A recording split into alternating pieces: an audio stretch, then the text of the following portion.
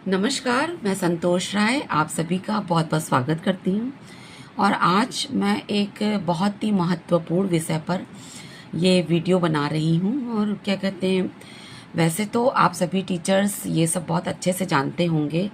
और क्या कहते हैं, मतलब विद्यालय प्रबंध समिति, तो अभी जैसे कि आपको मालूम है कि अभी कुछ दिन पहले विद्यालय प्रबंध समिति के अध्यक्ष और सचिव यानी कि प्रधानाध्यापक की एक ब्लॉक स्तरीय प्रशिक्षण हुआ था। तो उस प्रशिक्षण में क्या क्या मेन टॉपिक्स थे और किन किन टॉपिक्स को बहुत डिटेल में बताया गया था, उसको लेकर के मैंने क्या कहते हैं अपना एक लेख बनाया है और जिसको मैं अभी आपके सामने प्रस्तुत करूंगी। और मुझे लगता है कि अगर यदि आपके कुछ कॉन्सेप्ट क्लियर नहीं हो पाए हैं तो सभी कॉन्सेप्ट आपके इससे क्लियर हो जाएंगे। तो चलिए शुरू करती हूँ। विद्यालय प्रबंध समिति के अध्यक्ष एवं सचिव का ब्लॉक स्तरीय 1 दिवसीय प्रशिक्षण मेरे यहाँ ब्लॉक गोसाईगंज में दिनांक 25/3/2025 को ये हुआ था, 25 मार्च को। और मैंने विद्यालय में आज यानी कि 2 अप्रैल को यह प्रशिक्षण दिया है एसएमसी के सदस्यों को। तो इस प्रशिक्षण की शुरुआत इस प्रशिक्षण के लिए 3 संदर्भदाता थे। तो प्रथम संदर्भदाता ने सबसे पहले हमें एक स्टोरी सुनाई थी। तो जैसे कि ट्रेनिंग दी गई थी मैं सेम वैसा ही प्रेजेंट करूंगी ताकि कोई भी पॉइंट मिस ना हो। तो उन्होंने ये बताया था कि क्या कहते हैं, कहानी, एक पीढ़ी 3 पीढ़ी एक नाव पर बैठी है और उस नाव में छेद हो जाता है। और अब ये होता है कि एक बार में एक ही व्यक्ति उस नाव पर रह सकता है। तो उस पीढ़ी का जो सबसे बुजुर्ग सदस्य होता है यानी कि जो दादा होता है, वो कहता है कि मैंने तो अपनी उम्र जी ली है, तो मैं अब नाव से कूद जाता हूँ और क्या कहते हैं, तुम दोनों रहो। तो इस तरह से करके वो जो 3rd पीढ़ी का व्यक्ति होता है वो नाव से कूद जाता है। उसके बाद जो 2nd पीढ़ी का व्यक्ति होता है यानी कि उस बच्चे का पिता, वो ये सोचता है कि नाव पे तो एक ही जन को रहना है। तो वो ये अपने बच्चे से कहता है कि बेटा तुम्हारा जीना बहुत ज़रूरी है क्योंकि तुम्हारी तो अभी पूरी ज़िंदगी पड़ी है। और मैं क्या कहते हैं नाव से कूद जाता हूँ। और वो कूद जाता है। अब नाव में कौन बचता है? वो बच्चा। तो यानी कि यहाँ पे इम्पोर्टेंट और केंद्र बिंदु कौन था? बच्चा। तो कहानी का सार चाहे जो भी हो, इसका जो एक मोटिव निकल के आया कि हमारा केंद्र बिंदु क्या है? बच्चा। वो चाहे हमारे विद्यालय का हो, चाहे हम विद्यालय प्रबंध समिति बनाएं, चाहे हम ओवरऑल एज ए टीचर कुछ भी करें, हमारा केंद्र बिंदु कौन होगा? वो बच्चा होगा। तो सबसे पहले हम आते हैं बाल अधिकार। बाल अधिकार क्या होता है सभी को पता है, मैं एक बार रिवाइंड करा देती हूँ। जन्म लेने का अधिकार, चाहे बालक हो चाहे बालिका, हर किसी को जन्म लेने का अधिकार है। स्वास्थ्य सुविधाएं पाने का अधिकार, चाहे बालक हो चाहे बालिका हो, सबको स्वास्थ्य सुविधा लेने का अधिकार है। सुरक्षा का अधिकार, अब सुरक्षा भी कई तरह की होती है, जैसे लिंग भेद, जाति भेद और रंग भेद। इसके आधार पे उनको सुरक्षा प्रदान करनी बहुत आवश्यक है। चौथा है विकास का अधिकार, यानी 6 से 14 वर्ष तक उनकी पढ़ाई होनी ही है और इस प्रकार वो क्रमिक विकास करते रहें, पढ़ते रहें और एक स्वस्थ जीवन जिए और पढ़ाई के साथ साथ वो विकसित होते रहें। और इसके बाद आता है हमारा 14 वर्ष तक वो हमारे 8वीं तक हमारे सरकारी विद्यालयों में पढ़ेंगे, फिर 9वीं के बाद वो अपना सरकारी विद्यालय और कोई भी विद्यालय चुन सकते हैं। उसके बाद आता है समानता का अधिकार, जिसमें हम समाहित करेंगे अपने CWSN बच्चों को, जो कि क्या कहते हैं, जिनको हम अलग स्ट्रीम में नहीं भेजेंगे, एक अलग उनका विद्यालय नहीं होगा। इसीलिए ये हमारा सरकार ने ऐसी व्यवस्था की है कि हमारे CWSN के बच्चे भी सभी बच्चों के साथ सामान्य रूप से बैठ करके पढ़ाई करेंगे। तो ये हो गए हमारे 5 बाल अधिकार। चलिए आगे देखते हैं कि और हमें क्या क्या करना है। हमें सामुदायिक सहभागिता का हमेशा सहयोग लेना है, उनका सहयोग लेने से ही हम ग्रो कर पाएंगे। उसके बाद समय समय पर विद्यालय प्रबंध समिति का उन्मुखीकरण करना भी बहुत ज़रूरी है, जो कि हम प्रत्येक बैठक में करते हैं। इसके बाद विद्यालय प्रबंध समिति की मासिक बैठक, जैसे कि आपको मालूम हो कि प्रत्येक महीने के प्रथम बुधवार को वो होती है। उसके बाद निःशुल्क शिक्षा, प्रत्येक बच्चे को निःशुल्क शिक्षा देना है। भेदभाव रहित शिक्षा, यानी बालक और बालिका में भेदभाव नहीं करना है।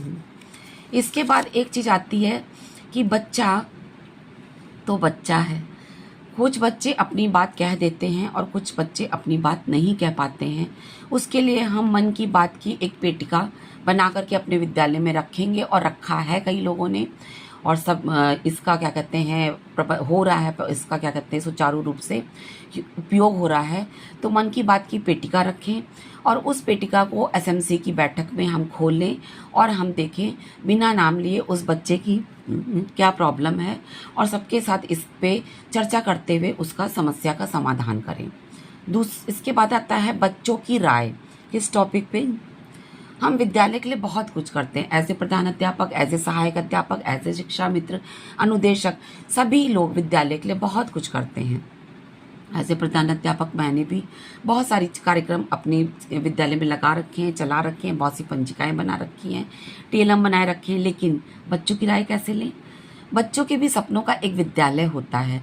तो टॉपिक है मेरे सपनों का विद्यालय।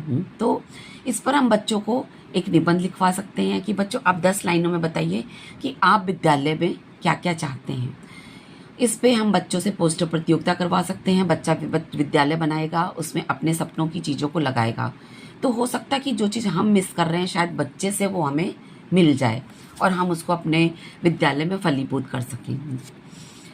इसके बाद हमारे दूसरे संदर्भदाता ने एसएमसी के गठन के विषय में बहुत ही विस्तार से बताया, जिसमें कुछ चीज़ें मुझे भी बहुत कॉन्सेप्ट क्लियर हुए, और इसके लिए मैं उनका बहुत बहुत आभार भी व्यक्त करूंगी कि बहुत ही क्लियर उन्होंने बताया। तो चलिए, पता हमेशा रहता है हमें, लेकिन कभी कभी माइंड में क्या होता है कि चीज़ें स्किप हो जाती हैं, इसीलिए उन्मुखीकरण होता है। तो एक तरह से यह हमारा उन्मुखीकरण था। एसएमसी का गठन 2 साल के लिए किया जाता है, सभी जानते हैं। 23 महीने पूरे होने के बाद 1 महीने पहले ही गठन की प्रक्रिया शुरू कर दी जाती है। 24 महीना होते होते हमें गठन कर लेना होता है। 2023 में 2 साल की समिति का गठन हो चुका है। इसमें 15 सदस्य होते हैं, आप सभी जानते हैं, जिसमें 11 जो होते हैं वो हमारे बच्चों के अभिभावक होते हैं, और उसमें उन 11 में एक अध्यक्ष होता है, एक उपाध्यक्ष होता है, और क्या कहते हैं जो बाकी 9 जो होते हैं वो हमारे सदस्य होते हैं। और इन 11 सदस्यों में 50% से अधिक महिलाओं को जगह दी गई है, स्पेस दिया गया है, और जिसमें 5 पुरुष और 6 महिला हो सकती हैं। महिलाओं की संख्या बढ़ भी सकती है, लेकिन पुरुष की संख्या नहीं बढ़ सकती है, हमेशा महिलाओं की संख्या ही बढ़नी चाहिए। अच्छा, अध्यक्ष और उपाध्यक्ष में भी एक ये है कि महिला और पुरुष, एक महिला और एक पुरुष अध्यक्ष और उपाध्यक्ष के लिए मनोनीत किए जा सकते हैं, लेकिन विशेष परिस्थितियों में हम 2 महिलाओं का भी चयन कर सकते हैं, परंतु 2 पुरुषों का चयन कभी भी नहीं कर सकते। 1 पुरुष या 1 महिला या 2 महिला, लेकिन 2 पुरुष नहीं, अध्यक्ष और उपाध्यक्ष में। इसके बाद 4 हमारे पदेन सदस्य होते हैं। पदेन सदस्य वो होते हैं जो हमारे निर्वाचित सदस्य होते हैं, जो हमारे सरकारी क्या कहते हैं विभाग के क्या कहते हैं सरकारी विभाग से चयनित सदस्य होते हैं, वो उनको हम पदेन सदस्य कहते हैं।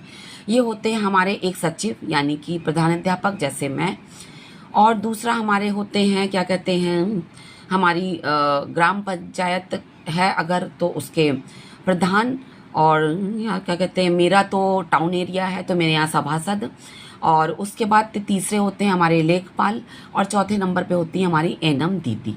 ठीक है, तो ये हमारे 4 क्या होते हैं पदेन सदस्य। अच्छा, अब आप सोचेंगे कि लेखपाल क्यों होते हैं, तो देखिए गांव में चूंकि क्या कहते हैं हम जन समुदाय से जुड़े हुए हैं, तो गांव में जमीनी विवाद हेतु कोई भी मसला सुलझाने हेतु लेखपाल की ज़रूरत पड़ती है, इसलिए हम लेखपाल को इसमें समाहित करते हैं और इसलिए उनका सिलेक्शन करते हैं। और वो सिलेक्शन क्या करते हैं, मतलब जो भी उस एरिया के लेखपाल होंगे हमारे तहसील के, वो क्या कहते हैं, हमारे पतेन सदस्य में रहेंगे। इसके बाद गठन की प्रक्रिया। गठन जो होता है वो हमेशा विद्यालय में ही होना चाहिए, परंतु यदि विद्यालय छोटा है, आपके पास जगह नहीं है, तो आप ग्राम पंचायत में गठन करेंगे। इसके बाद एसएमसी का गठन खुली बैठक द्वारा किया जाता है, जिसमें विद्यालय की बच्चों की जितनी भी छात्र संख्या है उनके 50% से ज़्यादा अभिभावक, या 50% लेकिन कम नहीं से के अभिभावक उपस्थित होने चाहिए। आम सहमति द्वारा अभिभावकों को हाथ उठवाकर चयन किया जाता है। इसी को कहते हैं खुली बैठक, कि मतलब हर कोई मतलब हमारे जो बच्चे हैं उनके पेरेंट्स उसमें आ सकते हैं। ये एक खुली बैठक होती है। अध्यक्ष और ये मैं बता चुकी आपको। इसके बाद प्रत्येक कक्षा के छात्र छात्राओं के अभिभावकों को आम सहमति द्वारा चयन करेंगे। ठीक है, सबकी सहमति बनाएंगे और उस पर फिर हम हाथ ऊपर करके चयन करेंगे। अब कुछ ऐसी विषम परिस्थितियां होती हैं जो हमें सोचने पे मजबूर करती हैं कि इनको हम सदस्य बनाएं या ना बनाएं। तो इस पे बहुत ही डिटेल से चर्चा की गई। रिश्तेदारों के यहाँ रह रहे बच्चों के रिश्तेदारों को एसएमसी का सदस्य हम बना सकते हैं। ठीक है, बहुत से बच्चे होते हैं नानी के यहाँ पढ़ रहे होते हैं, मामा के यहाँ रह करके पढ़ रहे होते हैं, चाचा चाची के यहाँ रह के पढ़ रहे होते हैं, तो उनके रिश्तेदारों को हम वहाँ पे सदस्य बना सकते हैं अगर बच्चा वहीं रह रहा है तो। यदि बच्चे के पापा हैं तो उनके चाचा या किसी भी रिश्तेदार को हम सदस्य नहीं बनाएंगे अगर पापा मम्मी हैं तो। विद्यालय में सक्रिय भागीदारी मतलब जो प्रत्येक मीटिंग में उपस्थित हो सके और जो विद्यालय का भला सोचे, उन्हीं सदस्य को हम प्राथमिकता देंगे तो बहुत अच्छा होगा। यदि बच्चा 5वीं कक्षा पास करके चला गया और उसके अभिभावक हमारे यहाँ सदस्य हैं तो वो 2 साल तक सब अभिभावक बने रहेंगे, मतलब सदस्य बने रहेंगे, उनको हम निकालेंगे नहीं। और जब 2 साल पूर्ण हो जाएंगे तब हम उनको क्या कहते हैं, सदस्य के पद से हटा देंगे। यदि कक्षा 3 या 4 का बच्चा टीसी लेकर चला गया है तो उनके अभिभावक को हम हटा देंगे। टीसी लेकर के ही चला गया, बच्चा विद्यालय में है ही नहीं, तो उनके अभिभावक को हम उस सदस्य को हम हटा देंगे। यदि परिवार किसी अन्य गांव, कस्बे या जिले में शिफ्ट हो गया है तो उन्हें हम सदस्य पद से हटा देंगे। अब कहीं और चला गया तो हम उसको हटा देंगे। और एक कंडीशन और है कि यदि किसी सदस्य की मृत्यु हो जाती है तो उस सदस्य को भी हम हटा देंगे।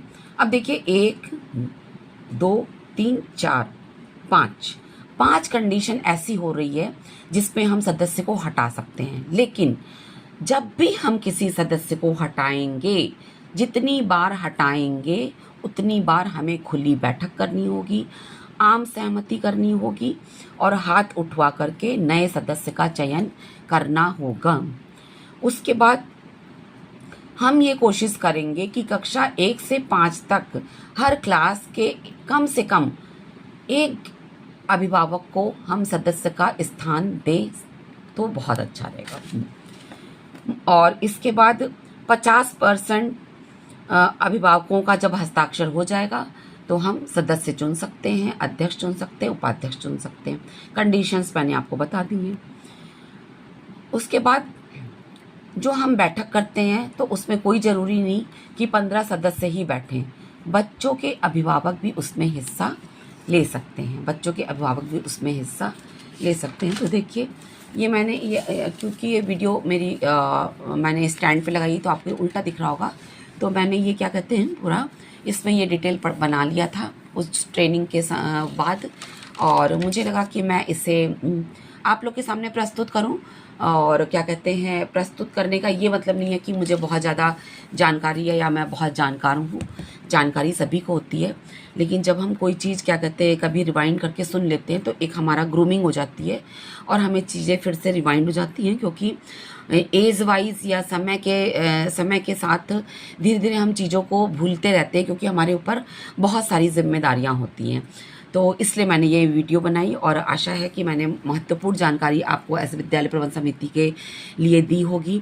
तो इसमें और भी 2 टॉपिक में बात हुई थी। एक था क्या कहते हैं वो SDP यानी कि विद्यालय विकास योजना, स्कूल डेवलपमेंट प्रोग्राम, और एक था कायाकल्प। तो इसको मैंने इसमें नहीं लिया है, इसके लिए मैं अलग से वीडियो बनाऊंगी और उसकी डिटेल फिर आपके सामने प्रस्तुत करूंगी और अपनी SDP के साथ, ठीक है। तो तब तक के लिए मैं आपसे क्या कहते हैं विदा लेती हूँ। आशा है मेरा ये वीडियो आपको वैल्यूबल लगेगा और आप मेरा वीडियो देखने के लिए बहुत बहुत आभार और नमस्कार, धन्यवाद, और फिर मिलते हैं अगले वीडियो में।